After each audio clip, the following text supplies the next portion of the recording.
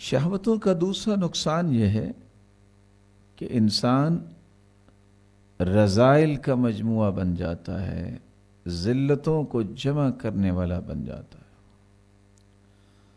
ابو بکر الوراق کہا کرتے تھے، اصل غلبۃ الہوى مقاربۃ الشہوات۔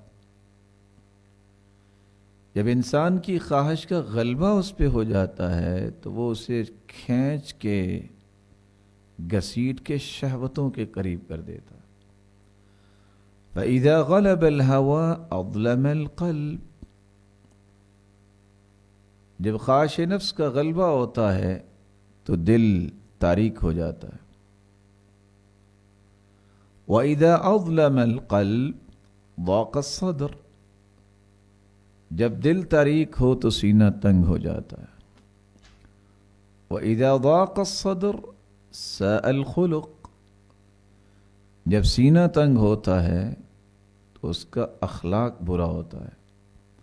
وَإِذَا سَاءَ الْخُلُقُ أَبْغَضَهُ الْخَلْقُ، جب اس کا اخلاق برا ہوتا ہے تو لوگ اس سے نفرت کرتے ہیں۔ وَإِذَا أَبْغَضَهُ الْخَلْقُ أَبْغَضَهُمْ، جب لوگ اس سے نفرت کرتے ہیں تو وہ بھی نفرت کرنے لگ جاتا ہے۔ وَإِذَا أَبْغَضَهُمْ جَفَاهُمْ، جب پھر وہ لوگوں سے نفرت کرتا ہے تو ان کے ساتھ سختی پہ اتر آتا ہے۔ وَإِذَا جَفَاهُمْ صَارَ شَيْطَانٌ رَجِيمًا، اور جب وہ اس طرح ظلم و زیادتی پہ اتر آتا ہے تو وہ شیطان مردود بن جاتا ہے۔ سہل ابن عبداللہ التستری کہا کرتے تھے، الدنیا کلها جہل الا العلم فیہا، دنیا ساری کی ساری جہالت ہے سوائے علم کے۔ والعلم كله وبال الا العمل به، اور علم جتنا بھی انسان کے پاس ہو اس وقت تک وبال ہی رہتا ہے جب تک اس کے مطابق عمل نہیں ہوتا۔ والعمل كله هباء منثورا الا الاخلاص فيه،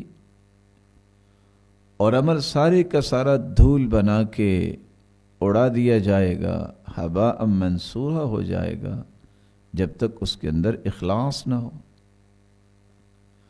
والاخلاص فيه انت منه على وجل حتى تعلم هل قبل ام لا، اس اخلاص کے ساتھ بھی یہ خوف ہونا چاہیے کہ پتہ نہیں یہ عمل قبول ہوگا کہ نہیں ہوگا۔